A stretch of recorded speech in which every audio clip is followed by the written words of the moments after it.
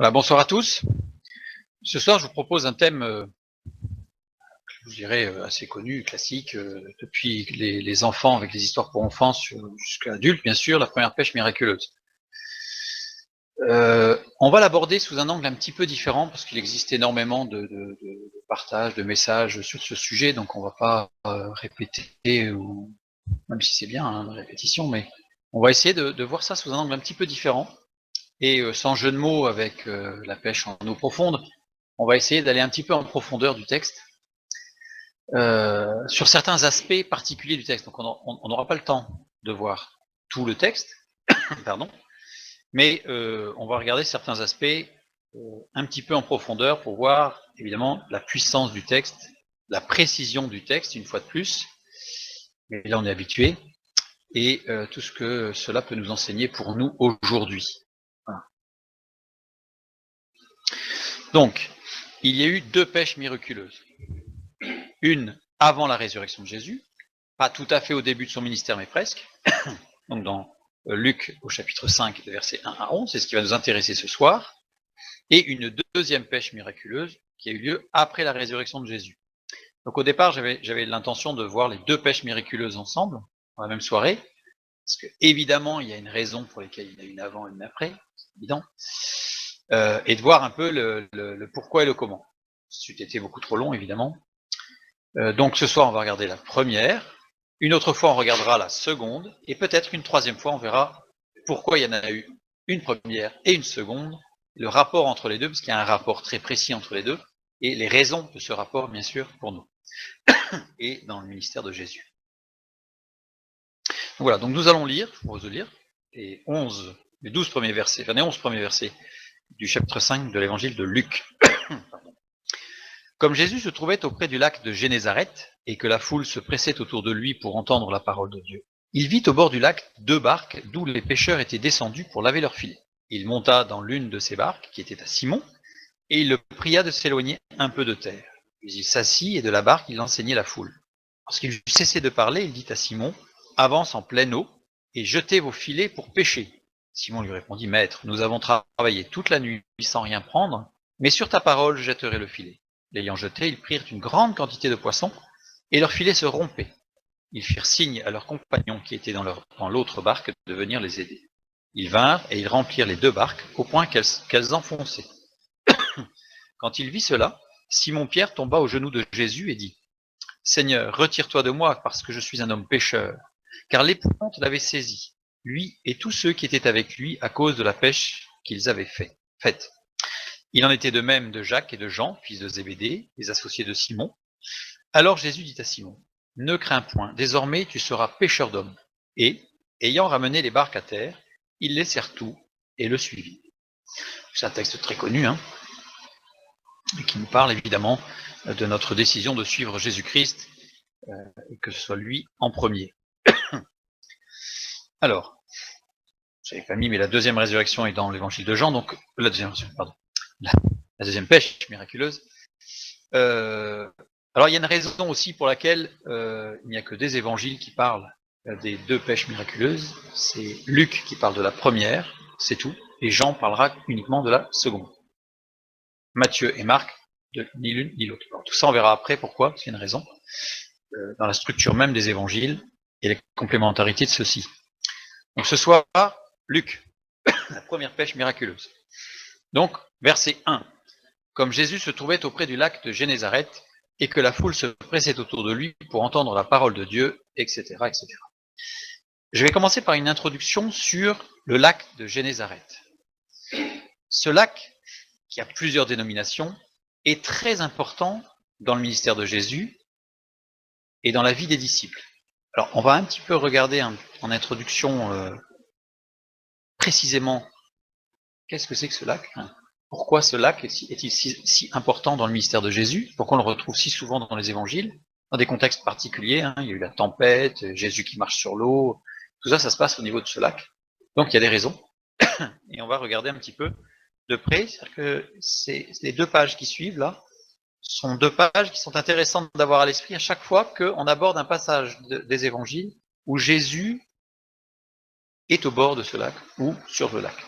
d'avoir bien ça à l'esprit, vous allez voir que la lecture va en changer complètement. Ça va prendre un relief très particulier. Donc ce lac de Génézareth s'appelle aussi la mer de Tibériade, par Jean. Jean l'appelle mer de Tibériade. Luc l'appelle lac de Génézareth. Appelé lac de Génézareth par Matthieu, Marc et Luc, donc Jean, quelque part, se refuse de l'appeler lac de Génézareth. Et il est aussi appelé mer de Galilée par Matthieu, Marc et Jean, pas Luc cette fois-ci. Vous voyez, donc il y a des particularités spécifiques. J'ai mis quelques passages, mais c'est particulier. Alors, elle est aussi, ce lac est aussi appelé la mer. Parfois, c'est la mer, tout court. Justement, avec comme objectif de ne pas faire mention ni de l'un, ni de l'autre, ni du troisième. Non. Pour garder une sorte de neutralité, parce que chaque nom a une raison et un sens, évidemment. Le premier, c'est le lac de la mer de Tibériade. Tibériade, c'est une appellation romaine. Donc, forcément, les Juifs avaient tendance à ne pas l'appeler la mer, de Tibériade. Pourquoi? Eh bien, Tibériade, c'est une ville qui se trouve un peu au nord-ouest du lac, la ville de Tibériade, qui était la capitale de la Galilée et qui fut fondée par Hérode Antipas en l'honneur de l'empereur romain Tibère qui lutta contre le judaïsme. Alors, forcément, vous imaginez bien que les pêcheurs juifs et israélites avaient du mal à apprécier qu'on appelle leur lac, le lac de Tibériade, le lac de ce Tibère qui avait été un persécuteur du judaïsme. Alors j'insiste bien, il a été plus persécuteur du judaïsme que des juifs. Petite différence, hein, mais qui fait mal quand même au peuple d'Israël. Ensuite, on a le lac de Génézareth. Alors, Génézareth, désignation largement répandue parmi le peuple. Justement, le peuple l'appelait lac de Génézareth. Et mer de Galilée, en relation avec l'arrivée des étrangers païens. On voit les axes. Hein. Quand on appelle ce lac mer de Galilée, c'est toujours en relation à l'immigration des étrangers en Israël. Puisque, pourquoi alors? C'est historique par rapport à Josué, on va en parler tout un petit peu après, mais c'est historique aussi parce qu'il y a énormément de peuples qui sont venus du nord et de l'est, et qui passaient, parfois ils passaient pas par le lac par la mer de Galilée, mais on disait qu'ils passaient par la limite tracée par la mer de Galilée, puisque c'est une limite qui a été donnée dans l'Ancien Testament comme étant une limite de frontière entre différentes tribus et dans le pays d'Israël. On va en parler un petit peu après. Donc on a trois axes en fonction de la présentation de ce lac. Mer de Tibériade, ça veut dire qu'on parle, et Jean va parler de la mer de Tibériade, qu'on parle quelque part sous l'angle de l'envahisseur romain. Lac de Génézareth, là on parle sous la vue du peuple d'Israël.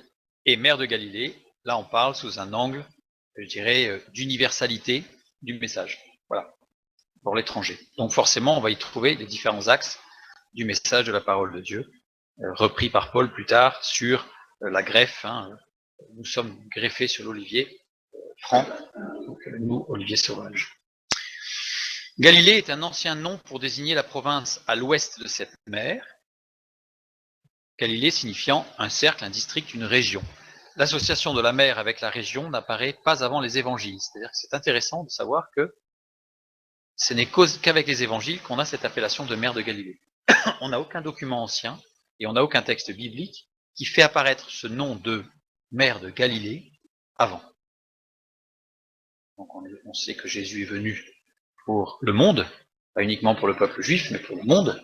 Donc forcément, ça paraît assez logique que ce soit à ce moment-là qu'apparaisse cette appellation de mer de Galilée qui sera très largement utilisée par la suite.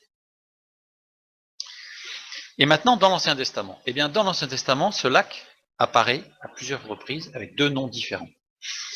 Il est appelé mer de Kinéret, dans Josué, chapitre 13, verset 27, et Nombre 34. Plutôt Nombre 34 et Josué. Alors, d'abord, des lacs qui sont appelés des mers en Israël, il n'y en a pas beaucoup, à part la mer Morte et la mer de Kinéret. Et ensuite, la localisation géographique par rapport à la situation, si vous lisez les textes, vous verrez qu'il y a des localisations de villes, et on voit que le lac, il est là, quoi. Il fait partie de l'ensemble qui est visé. Et on va voir que ça a une importance. Donc ça, c'est le premier nom qui est donné dans l'Ancien Testament, Kinéret. et un deuxième nom qui est Kinaroft. Dire, ça se ressemble, évidemment, ça se ressemble, mais c'est pas la même chose. Alors, ce qui est intéressant, c'est de voir aussi que les deux apparaissent dans le livre de Josué. Parce qu'on aurait pu imaginer qu'il y avait un des noms qui était pendant le Pentateuque, au tout début, on va dire, à la limite, pendant les juges, enfin, vraiment le temps ancien, et un nom qui serait intervenu plus tard, parce que ça aurait été renommé. Eh bien non, ils apparaissent en même temps, donc il y a bien un message particulier. Alors on va regarder. Vraiment pour comprendre le lac de Génézareth, on a l'impression qu'on s'éloigne un peu, mais on va très bien comprendre un peu ce qui va se passer pendant la pêche miraculeuse. Et tous les autres passages où Jésus est en rapport avec ce lac. Donc on a Kinéret, qui s'écrit là avec deux lettres pointées, et on a Kinaroft, ici avec une légère différence donc d'écriture, c'est-à-dire que le nun n'est pas pointé ici, et on a un vav en plus ici. C'est-à-dire que si, comme on a l'habitude, les lettres pointées, je les double, pour regarder un petit peu le sens étymologique racinaire de ce mot, mais ici j'ai un nombre pair de lettres, et ici, les deux premières, kaf, la double du kaf, c'est le cri du corbeau, ça veut dire aussi la même, à cet endroit précis. Ça veut dire deux choses, en fonction des autres racines qui vont suivre. Donc là, le cri du corbeau ne correspond pas évidemment à ce qui va suivre, donc c'est un sens qui existe, mais qui n'est pas applicable ici. Par contre, l'autre sens, la même, à cet endroit, on a une génération descendance, et Reichtav, ce qui arrête subitement dans la stupéfaction ou la peur. Si vous vous rappelez tous les passages où les disciples et Jésus sont sur la mer de Galilée ou le lac de la mer de Tibériade, etc., il y a systématiquement la peur, la frayeur. Les disciples sont stoppés dans leur démarche, dans leur raisonnement, etc., par la peur, par quelque chose d'effrayant. Alors c'est pas vraiment la peur en fait, littéralement, c'est plutôt la stupéfaction. D'ailleurs, si on regarde les mots qui sont traduits par et ils eurent peur, parfois c'est pas la peur, parfois c'est ils sont stupéfaits. Là, en l'occurrence, sur la pêche miraculeuse, on va voir que Pierre, eh bien, il était stupéfait. Il n'était pas apeuré. C'est pas une pêche miraculeuse pour un pêcheur aguerri, une grande pêche où le bateau est plein de poissons, qui va lui faire peur. D'accord? Donc il était stupéfait. On va voir d'ailleurs pourquoi. Et que c'est pas vraiment la pêche qui l'a stupéfait. C'est autre chose. Et ce qui arrête subitement, ce qui est stupéfiant, c'est quoi? Ben c'est Reichtav, c'est-à-dire le principe de la croix. Littéralement, mer de Galilée, c'est le principe de la croix stupéfiant et qui arrête. Et on sait très bien qu'à la conversion, c'est l'œuvre de la croix qui nous arrête notre vie de perte, de perdition, qui nous arrête, qui nous permet de changer de vie. Donc, tous les passages où Jésus intervient sur ce lac sont en rapport avec Kinéret. Voilà, ce qui arrête subitement, ici, c'est la croix, le principe. Maintenant, je prends Kinaroft. Kinaroft, je le réétudie. On a les deux premières lettres, c'est les mêmes. Donc, la même, à cet endroit. Nun Reich, une lumière qui éclaire. Donc là, on se dit, ouais, bien sûr, alors Jésus, on voit tout de suite le truc. Et un guide, un sage, ah bah, encore mieux. Et les deux dernières lettres, difficulté à se mouvoir. Alors là, on se dit, zut. Quand j'ai regardé, je me suis dit, oula, il y a un problème. Il y a un problème. En fait, il n'y a pas de problème. Il suffit tout simplement de lire les passages de Josué 11.2 et de Josué 12.3, les deux passages où sont employés le mot Kinaroft. Description des rois vaincus par Josué. C'est-à-dire qu'à chaque fois que Josué a fait la guerre à des rois, ou que des rois sont venus lui faire la guerre, en l'occurrence, je crois que c'est dans Josué 11, ce sont des rois qui sont venus faire la guerre, bref, eh bien, c'est au niveau de ce lac qu'un guide, un sage, évidemment c'est Jésus-Christ, hein, c'est Dieu lui-même, difficulté à se mouvoir. C'est-à-dire qu'en fait, les ennemis de Dieu, les ennemis, en l'occurrence ici de Josué, qui voulaient prendre la promesse, eh bien, ont été stoppés.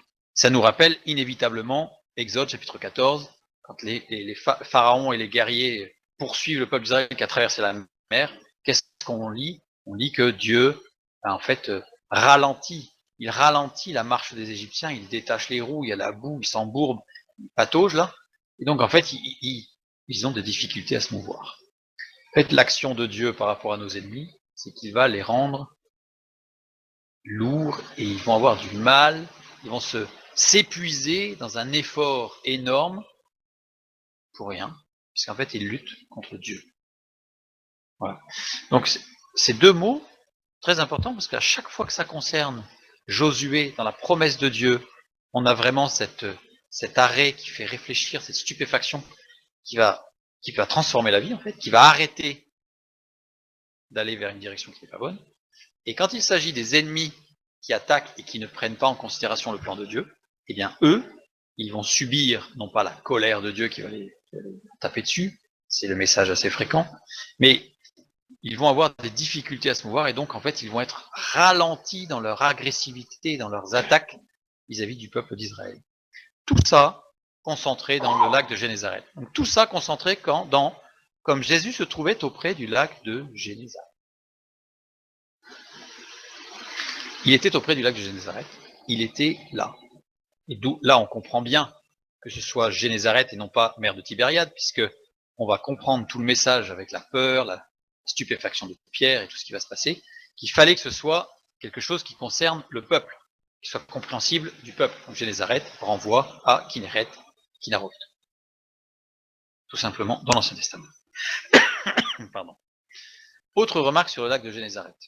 Et après on va revenir sur notre texte. Donc le lac de Génézareth, il est dans le nord. Il est dans le nord d'Israël, dans la vallée du Jourdain, et on a la mer Morte qui se trouve ici en bas, juste au-dessus.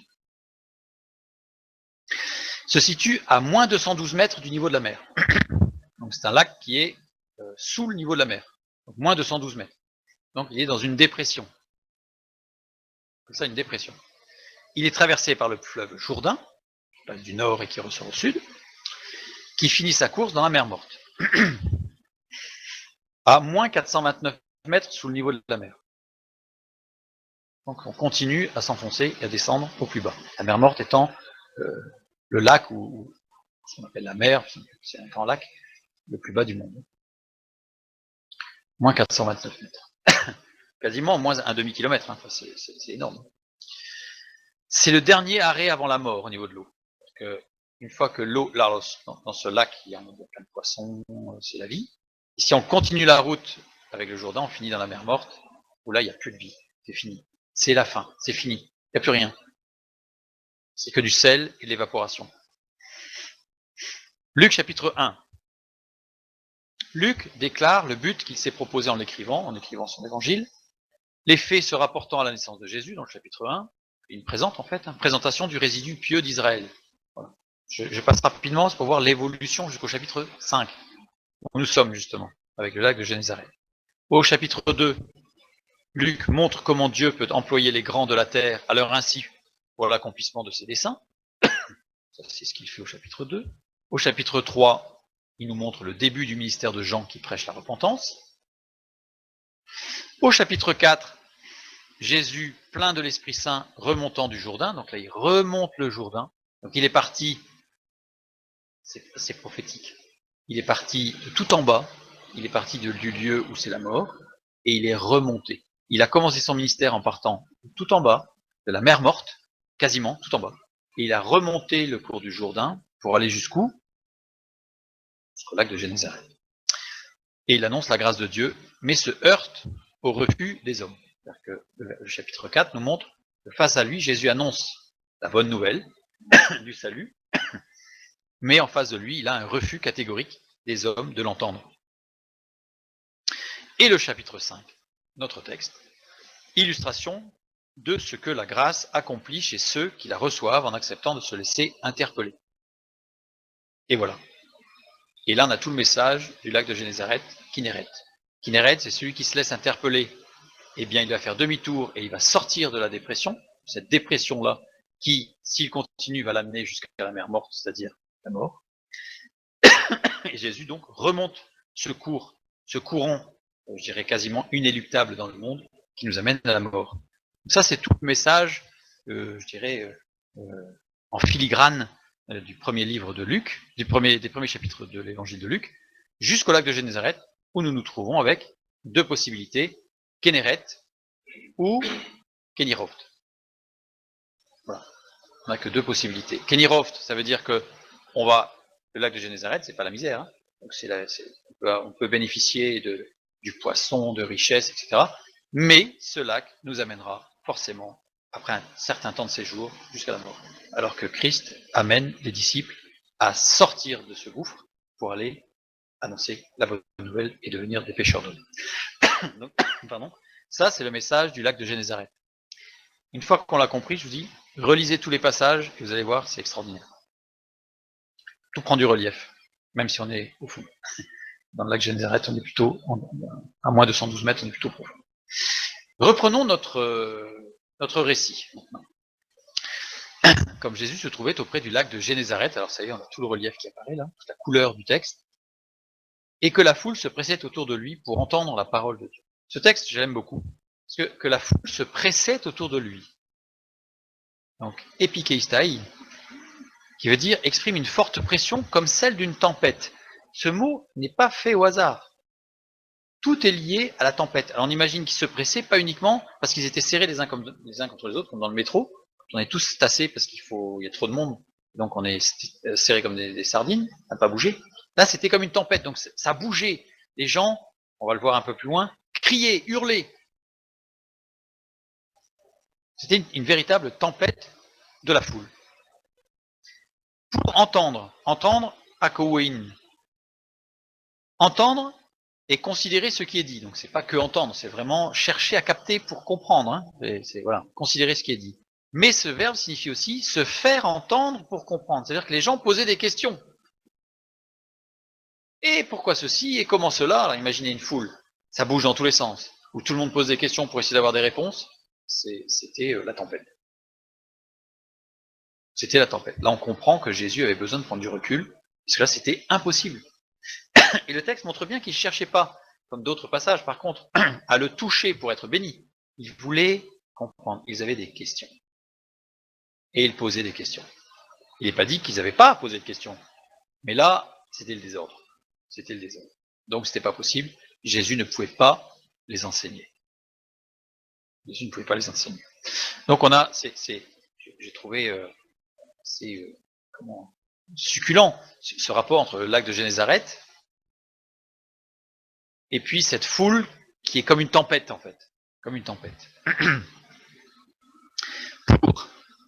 Pour entendre. Ils le pressaient pour entendre. Ils avaient le but, c'était d'entendre et de comprendre, d'apprendre des choses de Dieu. Alors la question qu'on peut se poser, c'est cherchons-nous à entendre la parole de Dieu ou cherchons-nous les bénédictions de Dieu? Ça, c'est une question fondamentale. Les gens qui étaient là n'étaient pas là pour être guéris, n'étaient pas là pour recevoir une bénédiction, ils étaient là pour avoir des réponses. Si nous venons à Dieu pour avoir des réponses, nous aurons des réponses. Si nous venons à Dieu pour avoir des bénédictions, il est fort probable que nous n'ayons ni réponse, ni bénédiction. Nous devons aimer Dieu pour ce qu'il est, et non pas pour ce qu'il fait. Ça, c'est très important, et les gens ici l'avaient bien compris. Pour entendre la parole de Dieu. Expression caractéristique de Luc. Luc l'emploie, c'est lui qui l'emploie. Elle est employée qu'une seule fois dans chacun des autres évangiles, mais Luc l'emploie énormément de fois dans l'évangile de Luc et dans les actes. C'est la même expression, c'est l'expression presque idiomatique chez Luc.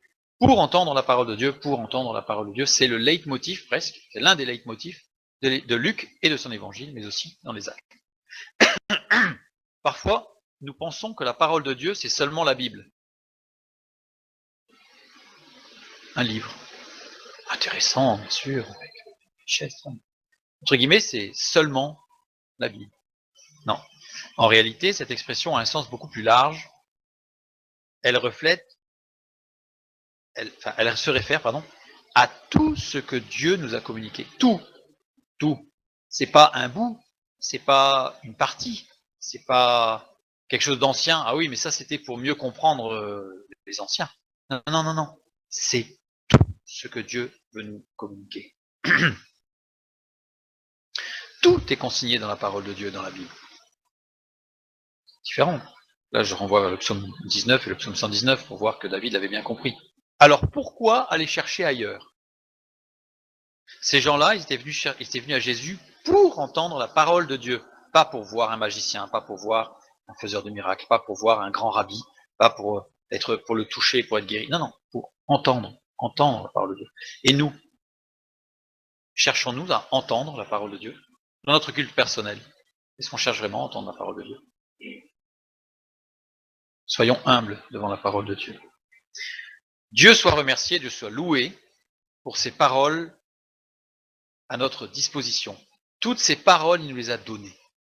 Il n'a pas été avare, il nous a tout donné. Il nous a pas dit, je te donne Genèse chapitre 1, quand tu auras compris Genèse chapitre 1, je te donnerai le chapitre 2.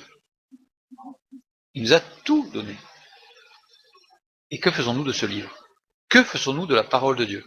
Comme je le dis souvent, quand vous avez un homme ou une femme importante dans votre entreprise, par exemple, ou à l'école, si c'est le directeur de l'établissement, ou même au niveau de la mairie, enfin je sais pas, si vous allez poser une question, et que la personne qui a les responsabilités vous dit, je vous donne ma parole, ce sera fait.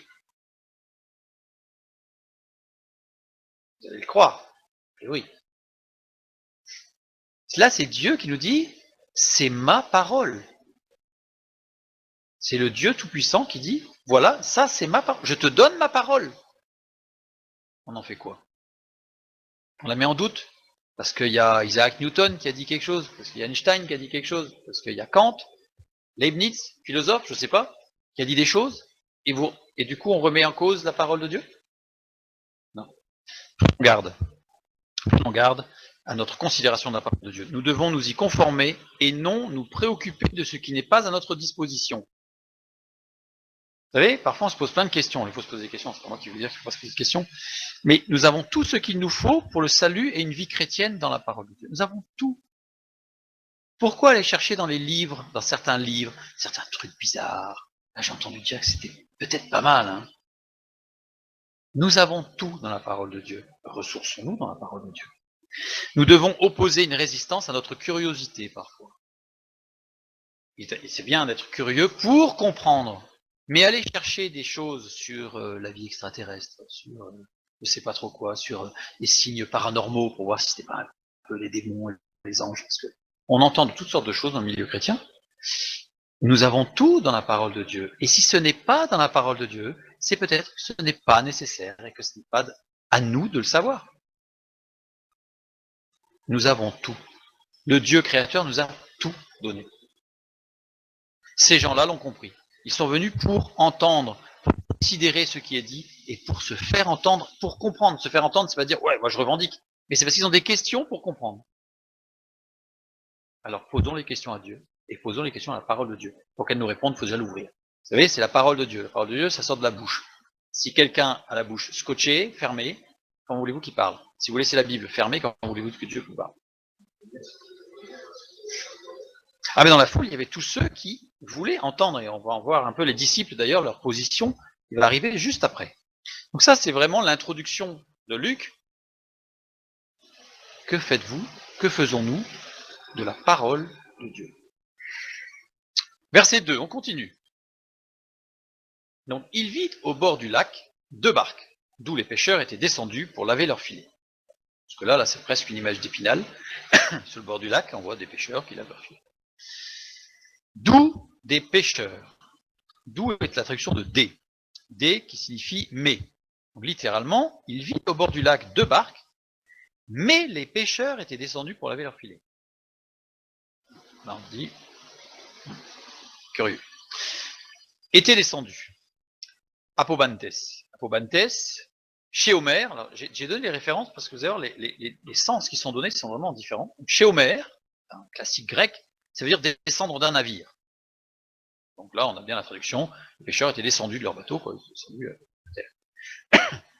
Et chez Hérodote, un autre philosophe de la culture grecque antique, donc du grec ancien, qui veut dire agir, bouger suite à un déclenchement. Il y a eu un déclenchement chez l'individu qui fait qu'il réagit.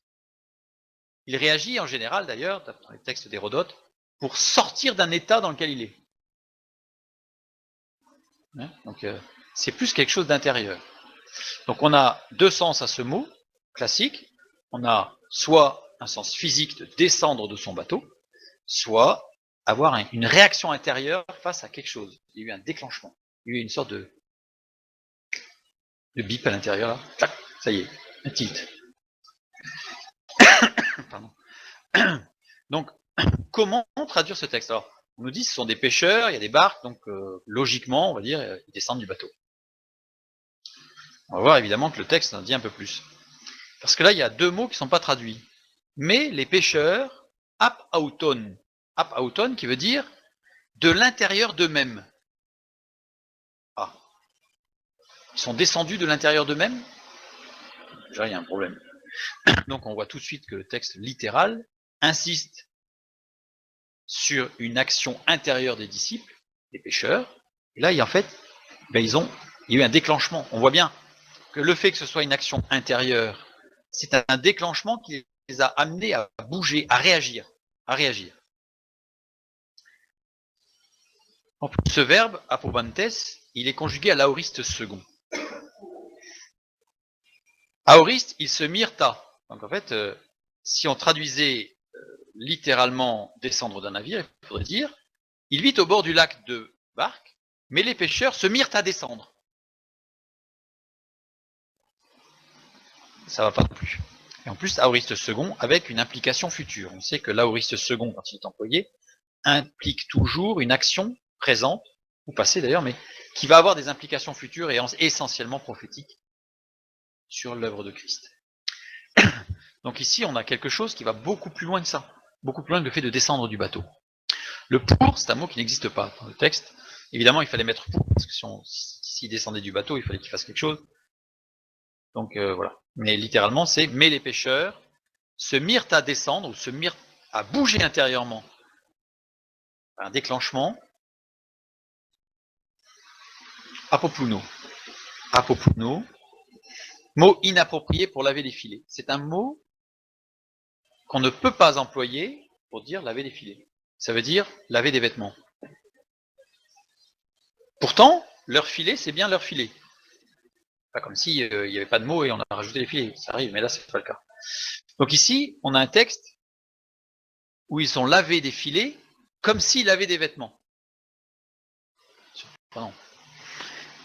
Ce qui va nous intéresser, c'est les deux autres occurrences bibliques de ce mot. Ce mot est employé 3 fois au total dans la parole, une fois là et 2 fois dans l'Apocalypse. Apocalypse 7, 14. Il lui dit, mon Seigneur, tu le sais. Et il me dit, ce sont ceux qui viennent de la grande tribulation, ils ont lavé leurs robes et ils les ont blanchis dans le sang de l'agneau. Et l'autre texte, Apocalypse 22, 14. Heureux ceux qui lavent leurs robes afin d'avoir droit à l'arbre de vie et d'entrer par les portes dans la ville. C'est tout à fait surprenant. La conjugaison de ce verbe apopluno est très intéressante. Parce que les textes reçus, c'est-à-dire ceux qui ont été révisés par les hommes, les gens intelligents, qui ont compris que dans la Bible il y avait des erreurs et donc qui ont corrigé les erreurs, parce que la parole de Dieu, quand même, il faut la mettre au goût du jour, donc on la corrige, parce que l'homme est intelligent.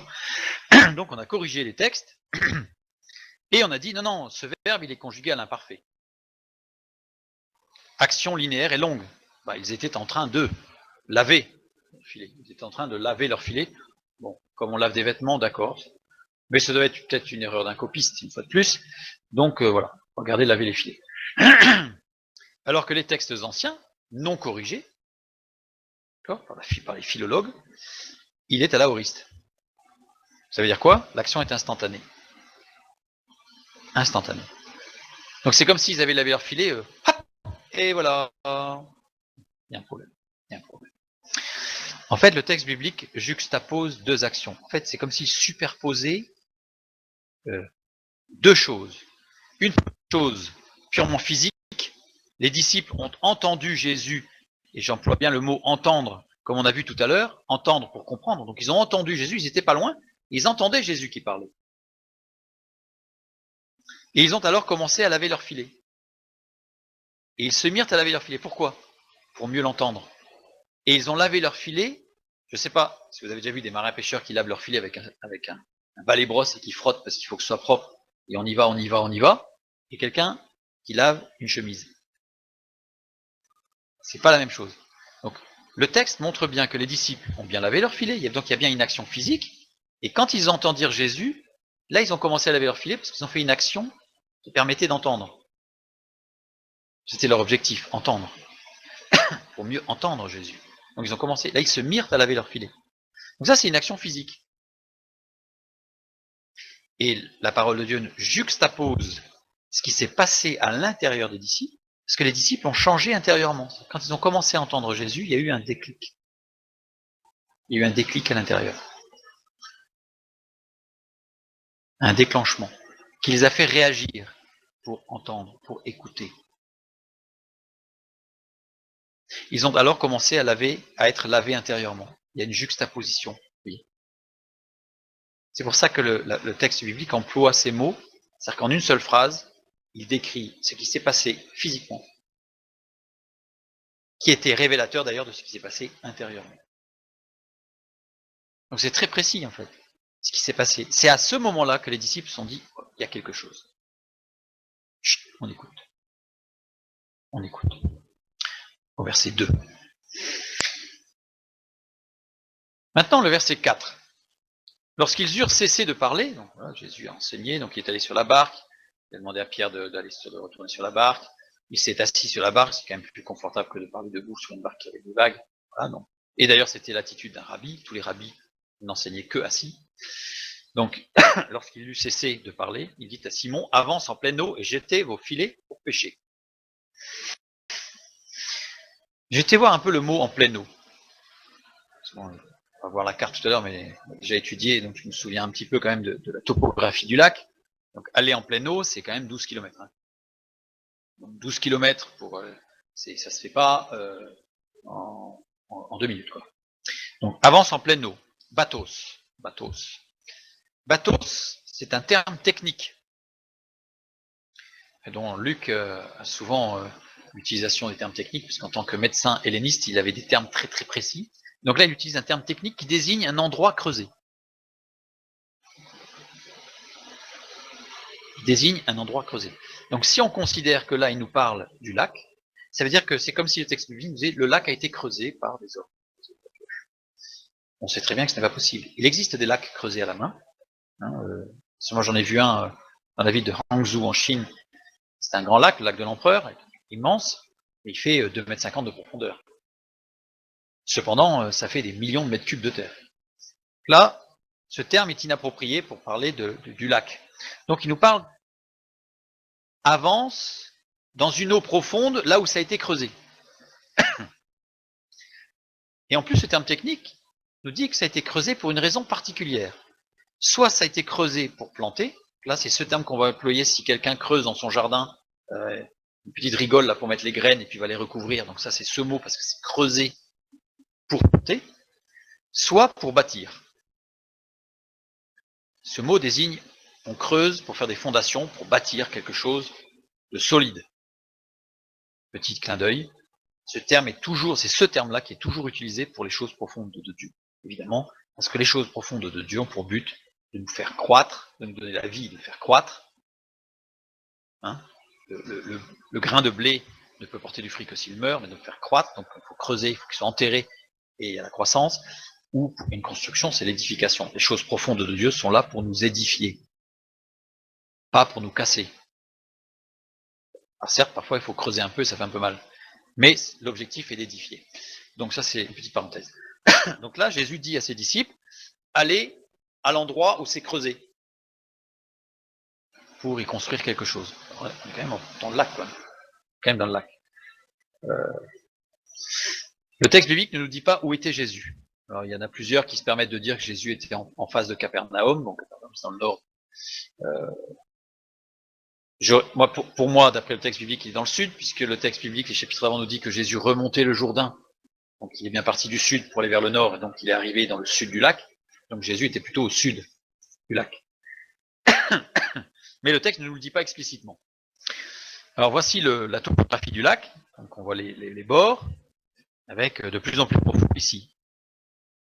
Donc là, on est à peu près à, je crois que c'est 12 km et demi, il me semble, à peu près, de mémoire. Ce qui va m'intéresser, c'est cet endroit-là, parce que c'est un endroit très particulier. Si on regarde de près, on a deux trous là. On a deux trous qui sont comme des choses surprenantes en fait dans la topographie. Et ces trous-là, si on regarde bien, au fond, alors ça a été découvert, maintenant on le sait, bien il y a un trou qui a été creusé pour y réaliser une construction sous l'eau. Cette construction, elle est énorme. Cette construction, elle est composée de blocs de pierre, de gros blocs de pierre à la forme d'un cône. Toute la construction est comme un cône. On considère que le poids estimé de la construction, c'est 60 000 tonnes. 60 000 tonnes pour 10 mètres de haut et un diamètre d'environ 70 mètres. Donc là, j'ai vu une photo au sonar, ici, mise au sonar, donc on voit que c'est parfaitement circulaire. Et que c'est conique. C'est comme une pyramide, sauf qu'au lieu d'avoir des faces, c'est conique. C'est un mystère, dans le sens où on ne sait pas trop pourquoi, comment, qui a fait ça. Ce qu'on sait, c'est que ça ne peut pas être naturel. Parce que c'est parfaitement circulaire. 60 000 tonnes de cailloux à cet endroit-là qui sont rangés et pas à côté. Donc, je ne peux pas l'affirmer, mais j'aurais tendance à penser que Jésus, venant du sud vers le nord, s'est arrêté à les villages de pêcheurs, ils sont ici en fait. Ici, la sortie du Jourdain est ici. C'est un tout petit peu au nord. Et quand il désigne ce mot bateau, désigne quelque chose qui a été creusé pour y construire quelque chose. C'est le seul endroit où on a quelque chose qui a été creusé et sur lequel il y a une construction sous l'eau. Donc, j'en ai déduit que ça devait être ici.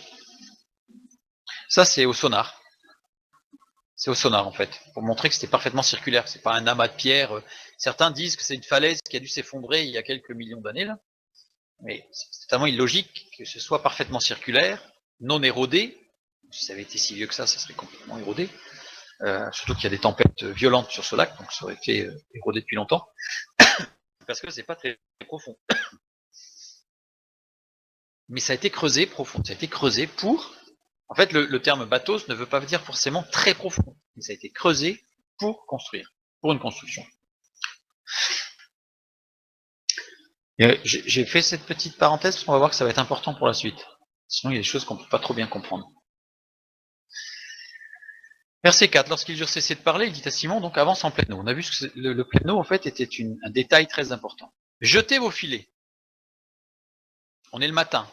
On a vu, enfin on verra tout à l'heure, mais on a déjà lu que disent on a pêché toute la nuit là, donc on n'en peut plus là, on nettoie parce qu'on a envie d'aller se reposer. C'est le pire moment de la journée pour pêcher. Vous allez me dire pourquoi? Parce que souvent les pêcheurs c'est plutôt le matin de bonne heure qui vont pêcher. Et là, le texte nous laisse entendre que c'est pas le bon moment. Et si on regarde bien au niveau de l'histoire, c'est le pire des moments. C'est-à-dire que dans le lac de Tibériade, même encore aujourd'hui, les pêcheurs ne pêchent jamais le matin. On va voir, il y a une raison particulière. Le lac est réputé pour ses tempêtes soudaines et violentes. C'est-à-dire qu'en fait, en quelques minutes, ça peut être une tempête terrible. Ces tempêtes soudaines et violentes sont causées par les différences de température avec les hauteurs environnantes. Comme c'est dans une dépression, une grande cuvette très profonde, eh bien les différences de température entre le haut des collines et des montagnes autour et le fond de la cuvette entraînent des courants d'air très violents qui font qu'en quelques minutes, ça peut être en 2-3 minutes, se lever, comme sur le lac Léman par exemple, à Genève, qui est entouré de montagnes, on a la même chose, on a les mêmes caractéristiques, les mêmes phénomènes. Donc là en fait on a des tempêtes qui peuvent se déclarer très très rapidement. Pardon.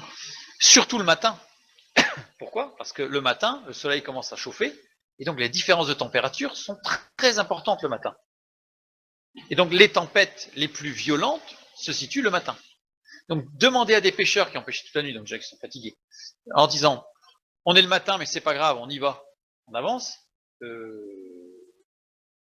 ça fait réfléchir quoi. Parce que là c'est dangereux. Là c'est dangereux. Et en plus Jésus, c'est un charpentier. Je dirais aux yeux du public, aux yeux des pêcheurs, un charpentier qui s'adresse à des pêcheurs et des pêcheurs expérimentés et qui leur explique comment il faut faire, ça prêterait presque à sourire. Ça prêterait presque à sourire. Le verbe est à l'aoriste impératif en plus. Jésus, il n'est pas en train de leur dire moi, je pense que ce serait peut-être bien si vous caressiez l'hypothèse, tout à fait hypothétique bien sûr, que vous eussiez pu jeter le filet un peu plus loin là-bas. Non, c'est de l'impératif aoriste. Donc c'est maintenant. C'est maintenant, tu jettes. C'est impératif, très très fort.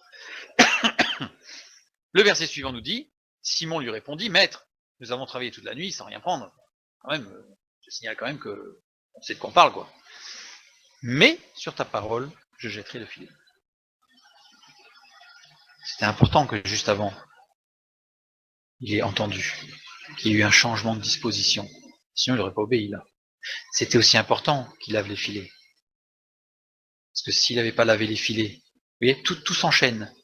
Le fait d'avoir entendu Jésus, d'avoir changé intérieurement, il a lavé les disciples pour mieux entendre. Il a lavé les disciples, il a lavé les filets pour mieux entendre. Mais du coup, en lavant les filets, il s'est préparé pour l'action suivante.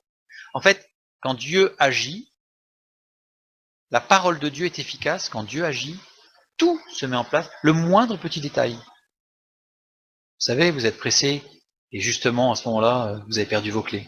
Oh non, rien n'échappe à Dieu. Rien n'échappe à Dieu. Donc là, en l'occurrence, Pierre lui dit, ok, je vais jeter les filets. Et il lui dit, maître. Il lui dit pas rabbi, il lui dit epistata. Grande différence. Celui qui est au-dessus. Là, il lui dit, toi qui es au-dessus de tout. Contrairement à rabbi, qui désigne un enseignant, il lui dit pas, oh, toi qui sais tellement de choses. Il se base pas sur le savoir de Jésus, parce qu'il a entendu, il dit, ouais, ça c'est quelqu'un qui sait les choses. Non, il se base sur le fait qu'il a, intérieurement, il a déjà reconnu que Jésus-Christ est son Seigneur. Il est au-dessus de tout. Aujourd'hui, nous avons des scientifiques qui veulent apprendre à la parole de Dieu. À la parole de Dieu, pardon. Ce que c'est que la science, quand même. Parce qu'aujourd'hui, on a des gens intelligents. Comme vous avez vu tout à l'heure, on a des philologues. Eux, ils savent quand même ce que c'est que d'écrire en grec et en hébreu. Donc, on va expliquer que la parole de Dieu, non, il y a des erreurs. Là, Pierre, il n'a pas dit, non, Jésus, tu es charpentier. Certes, tu es un enseignant, tu sais plein de choses sur la Bible, mais là, on est concret quand même. Là, on parle de la pêche, et puis si on va là, il y a la tempête qui peut arriver, et non. Non, il a reconnu qu'il était au-dessus. Comment nous est-ce qu'on considère Jésus? Comme quelqu'un qui sait beaucoup de choses? Ou comme celui qui est au-dessus de toute chose? Il demande à être reconnu comme étant celui qui est au-dessus de toute chose. Terme uniquement utilisé par Luc, et il est employé 7 fois. Évidemment, c'est pas un hasard. Bon, là, j'ai pas mis, mais il y a plein de termes qui sont employés 7 fois. Enfin, c'est très très précis. Luc, l'écriture, inspiré de l'esprit, évidemment. Tout est très précis. Donc là, Pierre, il reconnaît que Jésus est au-dessus de toute chose. Il lui dit, nous avons travaillé toute la nuit sans rien prendre. Luc, le plus érudit des évangélistes, on a Matthieu, Marc, Luc, Jean. S'il y en a un qui est un scientifique de l'époque, c'est Luc. Lui, il en savait des choses, c'est un érudit. Donc Luc, le plus érudit des évangélistes, insiste ici sur les résultats nuls des efforts humains ou de la connaissance humaine. Il insiste bien sur le fait que Pierre reconnaît aussi qu'il est un professionnel. Il connaît bien le truc, il connaît, il sait ce que c'est que ce travail, il fait des années, il connaît le lac par cœur, etc. Il reconnaît que ça n'apporte rien. Luc insiste là-dessus. Et c'est pas les compétences des uns ou des autres qui va nous amener au bonheur et même à la foi, c'est la reconnaissance que Jésus-Christ est au-dessus de toute chose. Et au verset 6, l'ayant jeté, donc ils jettent le filet, ils prirent une grande quantité de poissons et leur filet se rompit. Et là, la parole de Dieu, elle, est productrice. Il y a une mise en relation, évidemment. On peut s'échiner à travailler comme un fou furieux pour réussir et pour apprendre des choses sur la Bible. Parce que voilà, alors on a appris toute l'archéologie, l'histoire égyptienne, l'égyptologie, pour mieux comprendre la Bible. Mais la Bible ne s'explique que par elle-même. C'est la Bible qui parle de la Bible. Et c'est la Bible qui va nous donner la connaissance, la vraie, la vérité. Donc ici, la parole de Dieu est productrice, l'effort humain ne l'est pas. Soyons sensibles à la voix de l'Esprit et laissons-nous conduire, car lui conduit toutes choses. Pardon. Je reprends verset 6, quand ils ont jeté le filet. Jeter le filet, ils ont jeté le filet. Oubliez Santes. Faire avec la notion d'ouvrir la voie. C'est-à-dire que Simon, il jette le filet, mais pas, bon, je dis jeter le filet, t'as vu, j'ai jeté le filet quand même. Il jette le filet dans un geste de foi, on vient de le dire, mais il y a un acte prophétique là, pour ce qui va se passer plus tard, et pour les autres pêcheurs, puisqu'il le lance, mais ce mot désigne vraiment faire quelque chose. D'ailleurs, littéralement, c'est l'ayant fait, pas jeter, c'est l'ayant fait, mais ce verbe faire, c'est avec la notion d'ouvrir la voie. Quelque part, en montrant comment il faut faire. J'ai la foi, je fais l'acte de foi, et j'ouvre la voie pour ceux et celles qui voudraient suivre.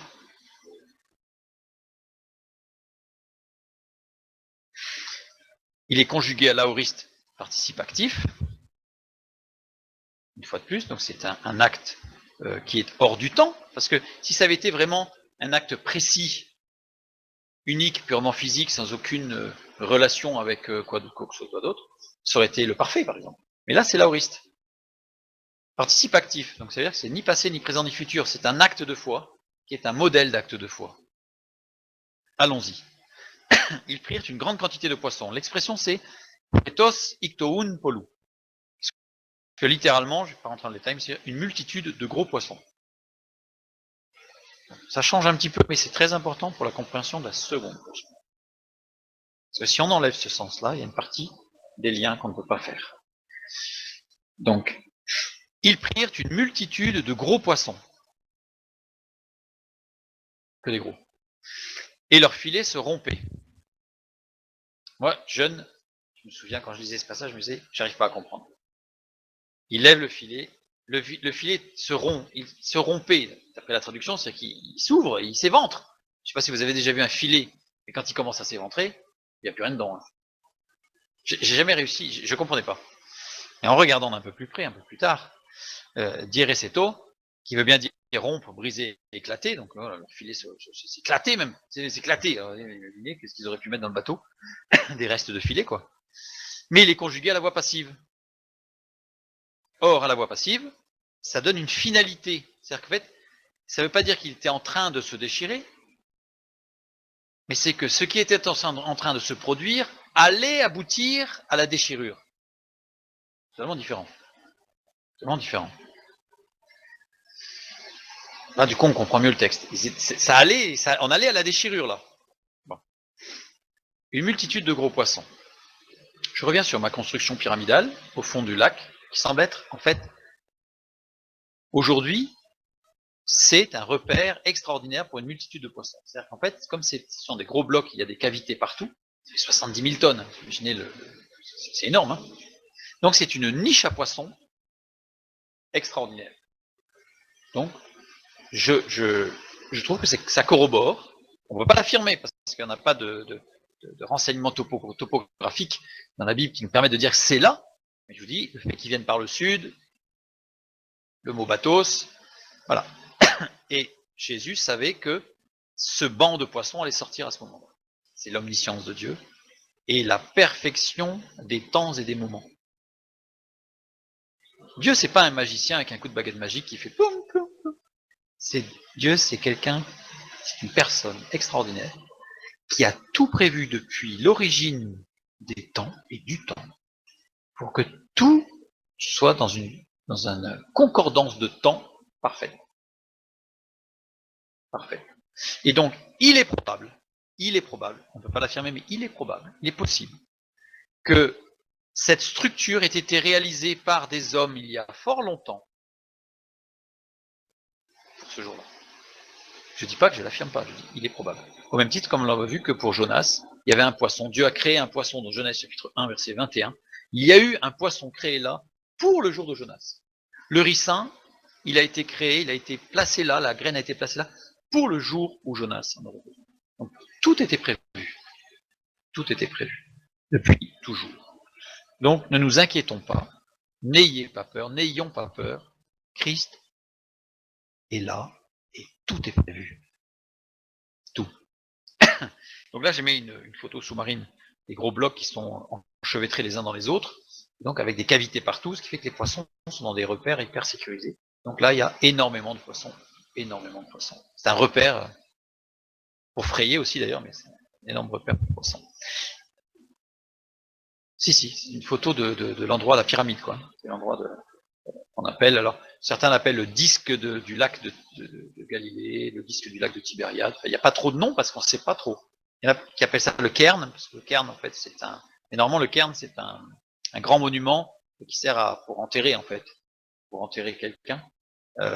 Donc il y a des cairns dans l'Ancien Testament, on a 2 cairns qui sont décrits, hein, donc on les appelle pas les cairns en hébreu, mais ce sont des cairns. Il y en a un, c'est sur Jacob et Laban, ils se rencontrent, ils font un cairn pour valider une alliance. Il y en a un autre, je ne sais plus la mémoire d'où il est. En tout cas, certains pensent que c'est un cairn, mais ça ne correspond pas, parce que d'abord, on ne met pas un cairn sous l'eau. Puis comment il l'aurait construit, bref, c'est un peu compliqué. Je continue. Le verset 7, ils firent signe à leurs compagnons, donc là, ils sont dans le bateau, on voit bien que leur filet, on allait vers la rupture, ils firent signe à leurs compagnons qui étaient dans l'autre barque de venir les aider, ils vinrent et ils remplirent les 2 barques au point qu'elles enfonçaient. Là on voit que c'était des gros poissons, donc ils ont libéré. Ça ne résout pas le problème du filet qui allait se déchirer. Je ne sais pas si vous avez lu rapidement, mais il fallait sortir de l'eau pour les mettre dans les 2 barques. Donc de toute façon, il allait à la rupture. Hein. Il allait à la rupture, le filet. Là, le fait qu'ils viennent les aider ne résout pas le problème de l'éclatement du filet. Nous, on va voir, la parole de Dieu va nous donner, évidemment, les raisons de ce qui se passe. Donc là, en fait, on retrouve cette notion d'ouvrir la voie où Pierre, Simon-Pierre, va appeler les autres, en fait, pour dire venez, venez, venez. Voilà. Vraiment cet aspect prophétique de ce qui va se passer avec les premiers disciples que Jésus-Christ, à la fin de son ministère, après la 2e pêche miraculeuse, va les envoyer à travers le monde pour être des ouvreurs de voies, pour être des ouvriers qui vont ouvrir la voie à d'autres ouvriers qui vont se lever parce que la moisson est là. Je reprends au verset 7. Au point qu'elles enfonçaient. On va voir que là, il y a un autre problème, puisque le terme traduit par enfoncer n'est pas suffisamment précis. C'est boutizo. Boutizo qui veut dire s'enfoncer jusqu'au fond de l'eau. Donc si je devais traduire littéralement, c'est au point qu'elle s'enfonçait jusqu'au fond. Voilà. Donc elle coulait. Donc en français courant, on aurait dit au point qu'elles ont coulé. Alors, ça faisait une chute un peu spéciale au récit. Hein, venez vite et tout, ils ont coulé. Voilà. Heureusement, il y a une suite. Heureusement, les philologues ont considéré que la suite était intéressante aussi. Ils ne se sont pas arrêtés là. Ce qui est intéressant de voir, c'est que ce verbe est conjugué à la voix moyenne. Alors ça, c'est une voix qui est spécifique aux langues anciennes, qu'on n'a pas en français. Nous, on a la voix active, le sujet fait l'action. Hein, je chante, bon, je cours, c'est la voix active. On a la voix passive, le sujet subit l'action.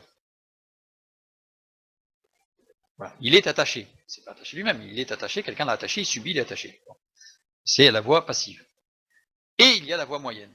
La voix moyenne, c'est le sujet fait faire l'action. En fait, le sujet fait une action qui l'amène à subir son action. Un peu particulier. Hein. En fait, c'est un peu un mélange entre, il y a une partie active et une partie passive. Je dirais presque, pour prendre une image, je joue à la raquette, vous savez, avec la balle, avec un élastique, je lance la raquette, tac, tac, puis à un moment donné, je la tape fort, et puis elle me revient en pleine figure. Voilà. J'ai tapé, c'est pas pour qu'elle me revienne dans la figure, mais j'ai subi le fait que j'ai tapé la balle, et elle m'est revenue dans la figure, donc j'ai eu mal. C'est un peu cet aspect-là, je subis ce que j'ai fait. Voie moyenne. Donc ça veut dire que, littéralement, au point qu'il faisait faire s'enfoncer jusqu'au fond. Donc c'est eux qui ont rempli, leur filet était allé à la rupture, et ils remplissaient la barque, ils remplissaient la barque, ils remplissaient la barque, et en remplissant la barque, c'est eux qui faisaient que leur barque était en train de s'enfoncer jusqu'au fond, quoi. Vous voyez? Mais les barques ne coulèrent pas, alors qu'elles auraient dû. Elles auraient dû couler. Les filets ne se sont pas rompus, alors qu'ils auraient dû. C'est-à-dire que, mécaniquement, l'expert qui est Pierre voyait que ces filets, là, ils allaient casser. Hein. L'expert Pierre voyait que le bateau, il ne pouvait pas supporter la masse de poissons qu'on y mettait dedans. Et pourtant, le bateau n'a pas coulé. Les filets ne se sont pas rompus. Et c'est pour ça que Pierre a réagi de la sorte.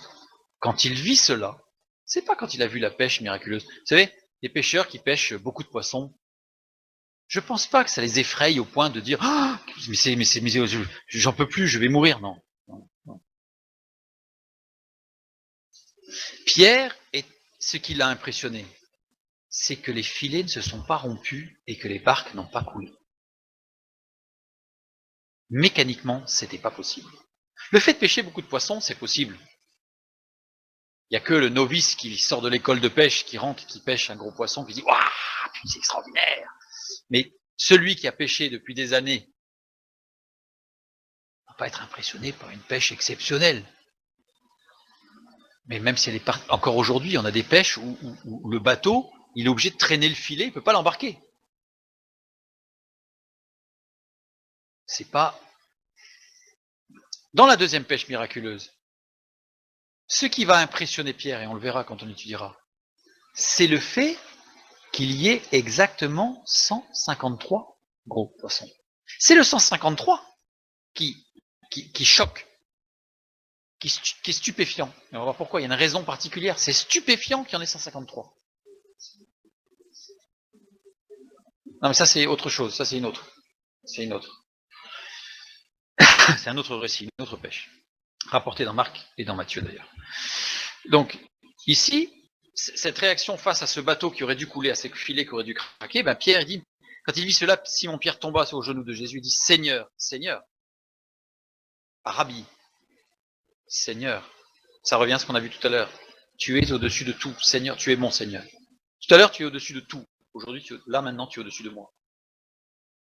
Seigneur, retire-toi de moi parce que je suis un homme pécheur. Là, il y a tout le travail de ce qu'il a entendu, de ce qu'il a vu, tout le travail de ce qui se fait de l'intérieur. Donc, il y a eu un déclenchement qui l'a amené à une prise de conscience et à une conversion, à une demande de pardon de ses péchés. Car l'épouvante l'avait saisi, l'épouvante, la stupéfaction. On est dans le lac de Génézaret, Kénéret. L'épouvante l'avait saisi, lui et tous ceux qui étaient avec lui, donc il n'y a pas que lui. Il a ouvert la voie, mais tous ont suivi, à cause de la pêche qu'ils avaient faite. Si on lit bien, j'ai pas fait la traduction, mais c'est pas. Quand on dit la pêche, on a l'impression que c'est le nombre de poissons. Non, c'est ce qui s'est passé. C'est l'action d'aller à la pêche, l'action de pêcher et de revenir, ce qui s'est passé. Il en était de même de Jacques et de Jean, le fils de Zébédée, les associés de Simon. Alors Jésus dit à Simon, ne crains point, désormais tu seras pêcheur d'hommes. Là, il ouvre la voie complètement. Ça c'était prophétique. Ça c'était pour toi, mais ça, c'est quelque chose que tu vas utiliser pour les autres. Dieu ne nous donne jamais gratuitement pour nous, égoïstement. Dieu nous donne pour nous faire grandir, des choses profondes, qui creusent pour nous édifier, pour nous faire grandir, et pour que nous puissions, évidemment, ouvrir des voies et amener d'autres à la même expérience extraordinaire. Le verset 11, on vient juste à la fin maintenant, pour bien voir que Pierre a bien compris l'enseignement de Dieu, de Jésus, et ayant ramené les barques à terre, ils laissèrent tout et le suivirent. Là on se dit, ils ont tout abandonné, les poissons pourris sur la plage. Non mais c'est pratique, hein, c'est pragmatique. Ils ont une pêche extraordinaire, c'est divin. On suit Jésus. Alors, on peut dire quand même qu'il y avait la foule peut-être sur la plage encore, donc ils ont peut-être pu prendre des poissons, peut-être. Donc les poissons sont peut-être pas pourris, peut-être pas. Alors, on voit bien qu'il y a un petit problème quand on dit ça comme ça. Il y a quelque chose qui ne va pas. Regardons d'un peu plus près. Ayant ramené les barques à terre, katago. Katago, ça veut dire ramener ou amener à un endroit désigné. Ça veut dire que, par exemple, c'est le mot qui est désigné quand les Grecs allaient chercher du bois dans les montagnes, donc du bois dans les hauteurs, et le ramener jusqu'au hangar de stockage, jusqu'au lieu de stockage. Donc c'est katago, parce qu'on ne l'amène pas, on ne le jette pas. On l'amène à un lieu de rangement, un lieu de stockage, un lieu prévu pour. Donc ils ont tout le temps, ils ont ramené le bateau au lieu de stockage du bateau. Voilà. On pourrait dire si on avait un bateau aujourd'hui à la pioche. Non, mais là c'était sur terre. Donc ils l'ont amené sur terre. Et ils laissèrent tout. Aphiémi. Aphiémi, ça veut dire se séparer de quelqu'un de cher ou d'un associé. Pierre était chef d'entreprise. Et on voit bien qu'il a des associés qui vont le suivre aussi, mais il n'y avait pas que ses associés, il y en avait d'autres. Donc il était chef d'entreprise, un homme d'affaires, hein, chef d'entreprise, et il s'est séparé des autres associés. Il s'est séparé des autres associés. Mais ce terme veut dire plein de choses, hein, mais il veut dire aussi, il suffit de prendre le gros bailli pour le voir, c'est écrit dedans, laisser à quelqu'un la liberté de gérer. Ça veut dire qu'en tant que chef d'entreprise, bien, il a laissé tout, il a dit à un ou plusieurs de ses associés en disant, je te laisse la liberté de gérer comme tu l'entends, parce que moi je vais suivre Jésus-Christ, mais ça ne veut pas dire qu'il a tout jeté en disant, hop là, c'est fini. D'ailleurs, si on étudie, on verrait qu'il y a eu les fruits, puisque sur 3 ans de ministère, il y a eu des retours sur l'entreprise de Pierre dont il avait besoin pour vivre, pour sa belle-mère, etc. Donc, voilà. Et toute la pêche, en fait, a été, les associés, eux, l'ont pris et l'ont vendu, en fait, l'ont géré comme il fallait, quoi. Donc, c'est pas un abandon total de Pierre, de tout. On a l'impression que là, Pierre, hop là, il a bouclé les valises et terminé. Et puis, au bout d'un moment, on se dit, tiens, il est revenu voir sa belle-mère, tiens, c'est quand même gentil. Il n'a jamais abandonné sa belle-mère, il n'a jamais abandonné, il a simplement laissé en gérance son entreprise de façon tout à fait sage et intelligente. Pas dans l'entreprise, mais c'est plus tard. Parce que là, on a l'impression qu'il quitte tout, là. Hein. On a l'impression que il n'y a plus rien qui compte. Non, non. On n'est pas dans de l'hystérie, là.